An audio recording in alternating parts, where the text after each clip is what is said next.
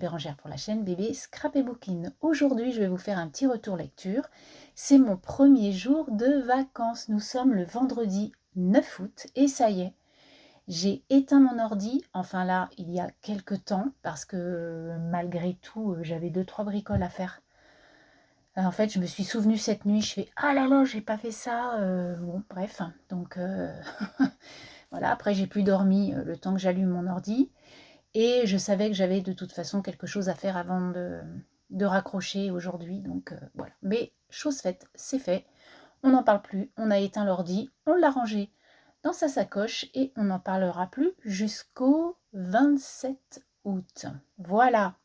On va raccrocher un peu et penser à autre chose qu'au travail. Ce qui va faire beaucoup de bien à la tête. Alors, je reviens avec mes 2 premières lectures du coup du mois d'août qui ont été de superbes lectures. J'ai aimé mes lectures. Surtout la première, c'est un livre que je me rappellerai vraiment. Donc on va parler de ce bouquin-là, de Kathleen Grissom. Donc C'était notre terre aux éditions Charleston. Alors j'avais déjà lu l'année dernière un livre de Kathleen Grissom, La colline aux esclaves, que j'avais vraiment beaucoup aimé. Et du coup, alors en fait, je l'ai pris pas du tout par rapport à l'auteur, mais par rapport à déjà, la première de couve m'inspirait énormément. Et puis, parce que je connais pas du tout, tout ce qui est autochtone, indien et tout ça, et c'est, voilà, le titre en dit beaucoup. Et puis en plus, quand j'ai lu le résumé, naturellement, ben, j'ai dit là, tu le prends et puis tu vas lire tout ça. Donc en fait, on va être... Alors je vous fais voir mon marque-page qui est un petit peu original. Donc j'ai trouvé une plume sur l'attrape-rêve de ma fille. C'est une plume qui était tombée, donc je l'ai gardée.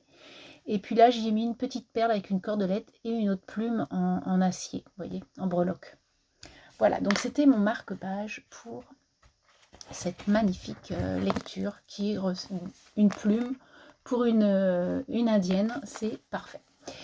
Donc là, on va être dans le Montana en 1871 et on va être avec Vala Première. Vala Première, c'est une femme, une jeune fille indienne au début. En fait, on va traverser avec elle une trentaine d'années. Et du coup, elle fait partie de la tribu des Crocs, cette Vala Première. Et du coup, elle est prétendue, enfin depuis son plus jeune âge, elle est amoureuse de Gros Nuage. Donc voilà, Gros Nuage, c'est un jeune homme qui est un peu plus âgé qu'elle, mais voilà, elle est prise d'amour pour lui et ils vont se marier dans peu de temps. Sauf que, lors d'une chasse au bison, Gros Nuage va mourir. Et du coup, c'est toute sa vie qui s'écroule en fait à Vala Première. Mais il faut qu'elle se marie et donc un jour, elle va être amenée à épouser Farwell, qui est un vendeur de fourrure, donc un blanc. Donc eux, ils les appellent les yeux jaunes.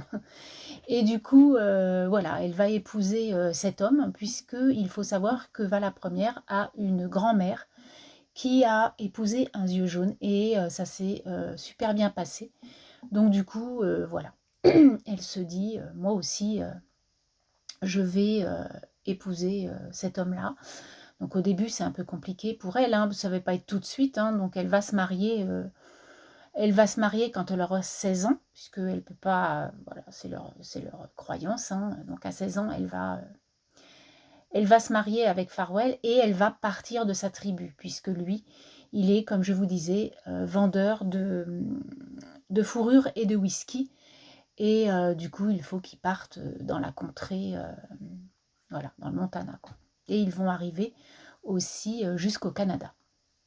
Donc au début, tout se passe bien, hein, tous les deux, tout ça. Donc à son mariage, Vala Première va être renommée, hein, il va la rebaptiser. Et du coup, comme c'est une croc, elle va garder le croc, c'est son, on va dire, c'est son, comment on appelle ça, sa tribu, hein, qui s'appelle comme ça. Donc il y a les Sioux, il y a les Crocs, il y a plusieurs tribus. Et du coup, il va l'appeler Marie, parce que toutes les jeunes femmes qui se marient avec des blancs, des femmes indiennes, souvent sont appelées Marie. Donc du coup, voilà, il va s'appeler Croc Marie. Donc au début de leur mariage, tout va très bien se passer. C'est un homme adorable, un blanc gentil et tout. Et puis ils vont avoir 3 enfants ensemble. Voilà, donc une petite fille, un petit garçon et une dernière petite fille. Mais il faut savoir que tout ne va pas se passer comme on a envie que ça se passe tout au long du bouquin. Donc, en fait, Farwell ne veut pas boire parce que, enfin voilà, comme il est vendeur de fourrure et de whisky, à chaque fois il dit non, moi je veux pas, moi je veux pas, moi je veux pas. Parce qu'en fait, c'était un ancien alcoolique. Et un jour, voilà, ce qui devait arriver arriva. Farwell reprend un verre avec quelqu'un que Cromary ne supporte pas. C'est un être, voilà, c'est un ami à son mari, mais elle ne peut pas le voir en peinture parce qu'il y aura fait des choses pas très catholiques. Je ne peux pas vous l'expliquer parce que bah, voilà, c'est le fil de l'histoire. Là, je vous fais vraiment un concentré de l'histoire. Mais du coup, il va lui offrir un verre et Farwell, ce jour-là, comme il n'était pas bien, eh bien, il a bu ce verre et puis tout au long de la soirée, il va boire, il va boire, il va boire. Il est revenu saoul comme un cochon, on va dire. Et puis c'est là où on va commencer à voir la différence de leur culture à Cromary, donc à Val-la-Première et à Farwell. Et puis de là va commencer un engrenage, ça va être très compliqué, voilà. Donc voilà un peu l'histoire de ce bouquin. Donc comme je vous disais, on va accompagner notre personnage une trentaine d'années en fait. Je vous la remets comme ça parce que franchement la pochette elle est trop belle. Donc on va être avec elle quand même un bon laps de temps, hein. Ses enfants vont grandir, etc. Et puis du coup, voilà, on va s'apercevoir que Val-la-Première, c'est vraiment une femme très courageuse. Elle a fait des choses, c'est pour ça qu'on en parle d'ailleurs, puisque c'est quand même une histoire relativement vraie. Il y a des personnages qui sont fictifs, mais c'est quand même une vraie histoire. Et du coup, on va vivre dans ce bouquin, on va vivre l'appropriation des terres par les Blancs et ce que les Indiens sont devenus en fait avec voilà, ce qu'ils ont vécu en fait avec cette appropriation de terres. Ce qui a été très compliqué pour ces tribus, puisqu'ils étaient quand même assez libres, chasseurs, tout ça. Donc, ils faisaient des fêtes de folie quand ils chassaient et qu'ils avaient une bête. Des bisons, souvent quand même, des wapitis, etc. Donc, du coup, on va suivre tout ça, leur cuisine, leur croyances, leur culture. On va être dans des contrées magnifiques parce qu'il faut savoir que Kathleen Gruissom nous décrit les lieux vraiment magnifiquement. J'ai vraiment aimé cette lecture qui est vraiment... voilà, j'ai vraiment beaucoup aimé ma lecture parce que, eh bien, il y a des bons moments, il y a des mauvais moments, naturellement, comme beaucoup de livres. Mais l'histoire de Cromary, vraiment... je voulais vous la présenter, de toute façon je vous présente tous mes livres, mais celle-ci, vraiment, c'est vraiment une jolie histoire à lire, vraiment. Si vous aimez tout ça, les contrées, puis, tout ce qui est amérindien, moi je connais pas du tout, donc du coup c'était aussi le moment de lire une des histoires comme ça d'Indiens. Donc c'était Notre Terre de Kathleen Gruissom, aux éditions Charleston, donc un de plus dans ma bibliothèque. J'aime beaucoup ces collections qui sont des bouquins sur des vies de femmes. Voilà, donc un livre à lire. Ensuite, je vais vous présenter donc le deuxième livre que j'ai lu. Donc j'ai lu La Psy de Freda McFadden. Pareil, j'avais déjà lu un livre de cet auteur-là, l'année dernière ou en début d'année, qui était La femme de ménage. Donc si vous ne voyez pas ce que c'est ce livre-là, avec l'œil dans la serrure, que j'avais adoré. Vraiment, j'avais trouvé les retournements de situation, etc. Vraiment tip top. J'avais beaucoup aimé l'écriture de Freda. Et du coup, quand j'ai vu qu'il y avait un nouveau livre qui sortait à l'époque, eh bien, je me le suis procuré. Alors que j'aurais dû lire la suite des histoires de Milly, qui sont les secrets de la femme de ménage. Mais du coup, je vais me l'acheter très prochainement pour pouvoir le mettre dans ma palle. Donc, je vous montre le marque-page que je me suis fait exprès pour ce livre. Donc, je l'ai tacheté de rouge et de noir, avec un pochoir en brique qui relève de ça. La première de couve est en noir et rouge. J'ai voulu reproduire ça sur mon marque-page. Et là, j'ai mis zoom sur un détail. Voilà donc mon joli marque-page qui m'a suivi tout au long de ma lecture. Alors là, j'ai aimé encore ce livre de Freda McFadden. Alors, peut-être pas autant que le premier, mais en tout cas, j'ai aimé. Il n'y a pas beaucoup. Il y a ça qui tient à ce que j'ai aimé plus l'autre que celui-ci. Donc là, je vais vous expliquer un peu le bouquin. Donc, on va être avec deux jeunes mariés qui s'appellent Ethan et Tricia. Donc, en fait, ces deux jeunes gens sont à la recherche d'une maison parce qu'ils veulent être propriétaires d'une maison. Donc, ils vont aller visiter un manoir. En fait, c'est une copine de Tricia qui est agent immobilier. Et puis, du coup, elle lui a donné rendez-vous pour, quand ils ont vu que cette maison était à vendre, ils voulaient, surtout Ethan, visiter cette maison, mais Tricia aussi voulait voir. Donc en fait, ils vont aller visiter ce manoir qui est un peu isolé en fait. Et en fait, ce manoir, il a appartenu à un docteur en psychiatrie appelé Adrienne Hall, H-A-L-E. Et cette femme a disparu il y a à peu près 4 ans. Donc en fait, on va être avant avec Adrienne Hall et on va être aujourd'hui avec Tricia et Ethan. Voilà, il va y avoir deux temporalités dans ce livre. Donc voilà un peu l'intrigue. Donc malheureusement, en fait, quand ils vont aller visiter ce manoir, ils vont être pris au piège parce qu'il va y avoir une tempête de neige qui va s'abattre en fait là.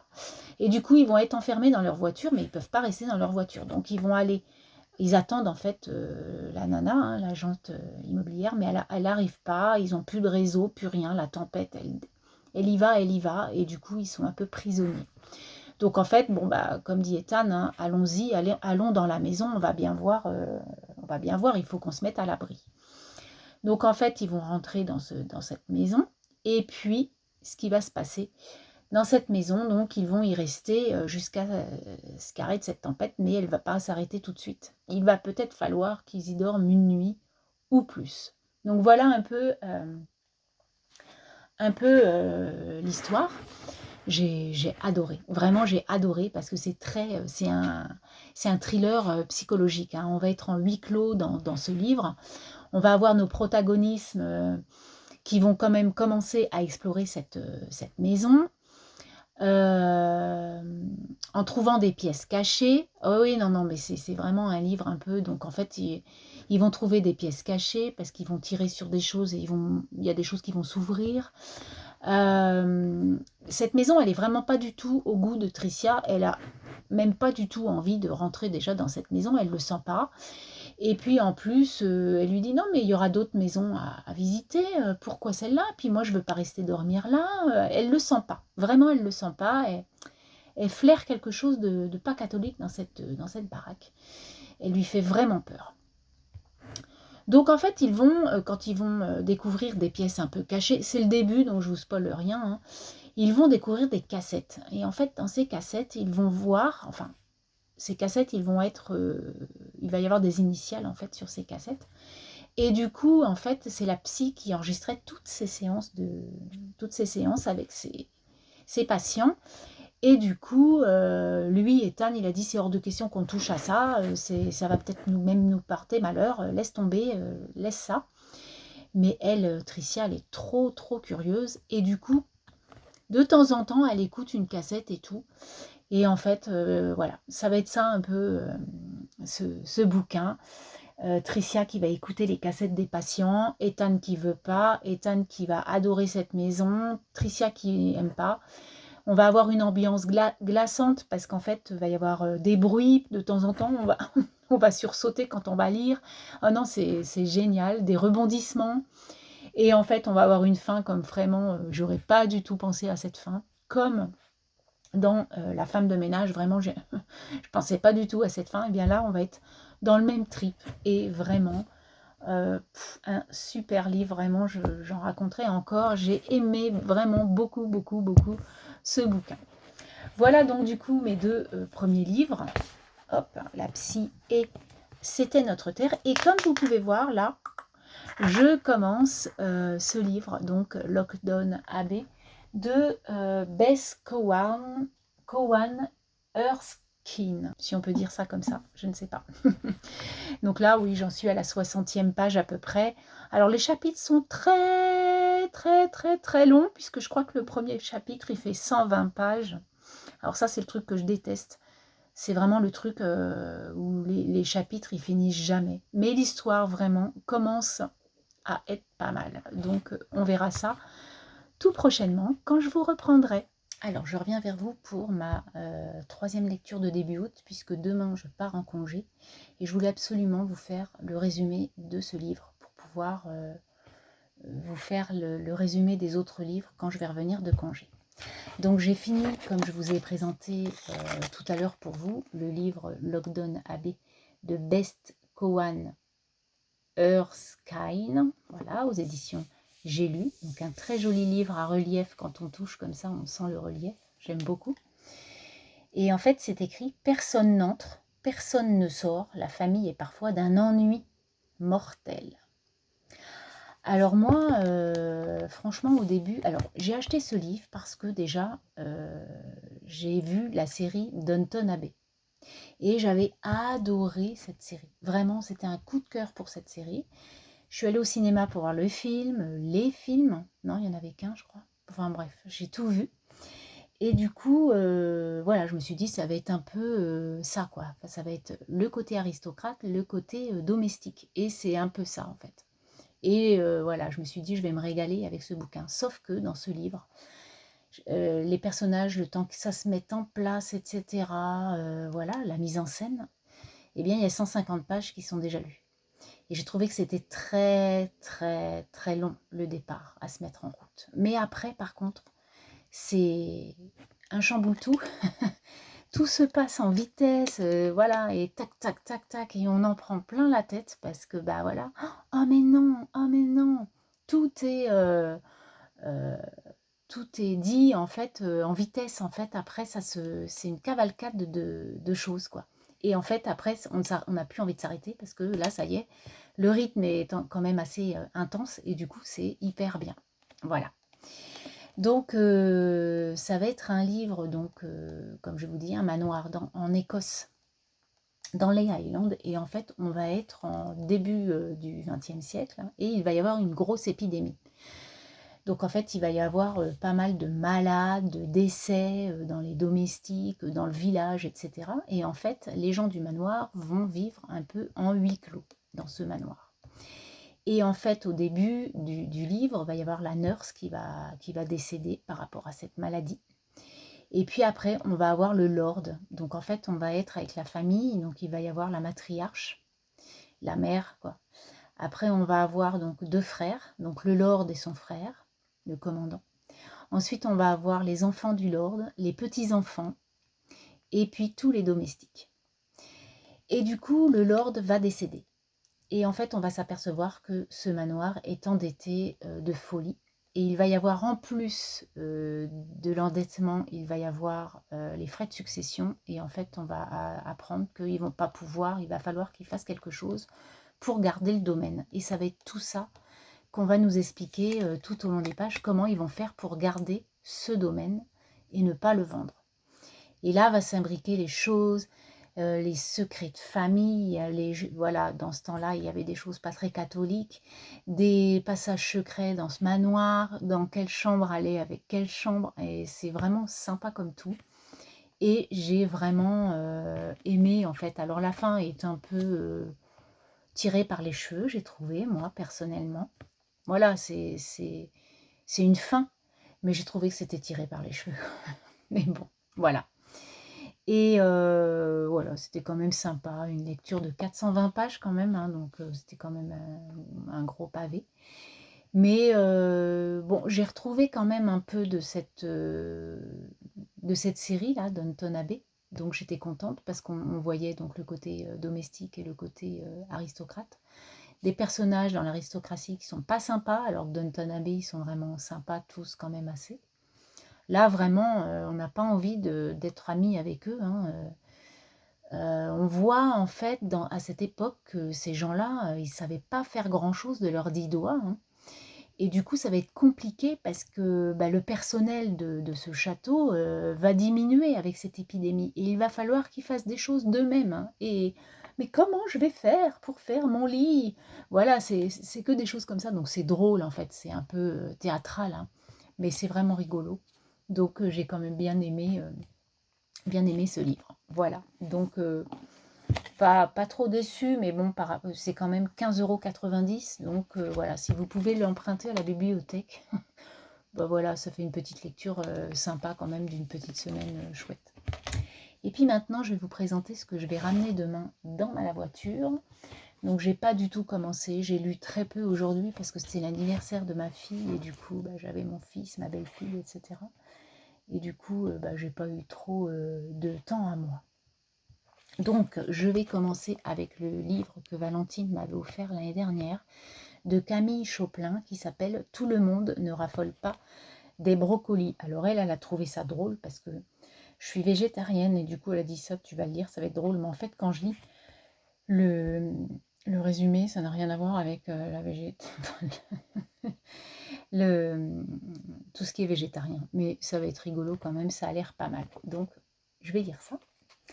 Ensuite, celui-ci, je vais l'emmener. C'est mon fils qui me l'a offert et ça va être un livre qui va aller très rapide parce qu'il fait 212 pages. Celui-ci, il est un petit peu plus long, 282 pages. C'est des livres qui vont quand même aller assez rapide. Donc j'ai pris celui-ci. Alors j'en ai pris 5. Bon, je ne vais pas lire les 5 hein, parce que voilà, je vais faire autre chose pendant que je voyage, mais bon, il faut savoir que moi, on part en voiture, en road trip, et moi, je lis en voiture. Donc, quand on va être sur l'autoroute, il n'y aura pas de paysage. Déjà, demain, on va jusqu'à Reims, une ville que je ne connais pas, donc on va la découvrir, ça va être notre première étape. Et du coup, bah, l'autoroute jusqu'à Paris, déjà, je la connais par cœur, donc je vais lire. Donc, ça se trouve, je vais peut-être lire un bouquin demain, je ne sais pas, on verra. Ensuite, je me suis pris celui-ci. Donc, c'est une copine, Virginie, si tu regardes cette vidéo. Donc, je vais lire le Julien Rampin, le magasin des jouets cassés. Donc, ce sera mon deuxième livre de Julien Rampin. Le premier était La chanteuse de bal que j'ai lu l'année dernière au mois de juillet. Ensuite, je me suis pris un des derniers livres que je me suis acheté, le Émilie Henry, People We Meet on Vacation. Je me dis c'est peut-être le moment de le lire quand tu es en vacances. Alors le magasin de jouets là il est pas long, hein. Je crois qu'il fait 260 pages. Et celui-ci, alors celui-ci par contre il est écrit très petit et il fait 400 pages. Et celui-là il est écrit hyper petit, c'est condensé quand même. Bon, on verra bien. Donc Émilie Henry dit une de mes autrices favorites, Colleen Hoover. Donc je pense que ça va être très sympa. Et enfin, mais je pense que j'aurai pas le temps de le lire, mais bon, je m'en suis mis quand même quelques-uns dans ma pile. C'est La Camarguaise de Françoise Bourdin. Donc ça, c'est un livre pareil que j'avais acheté l'année dernière.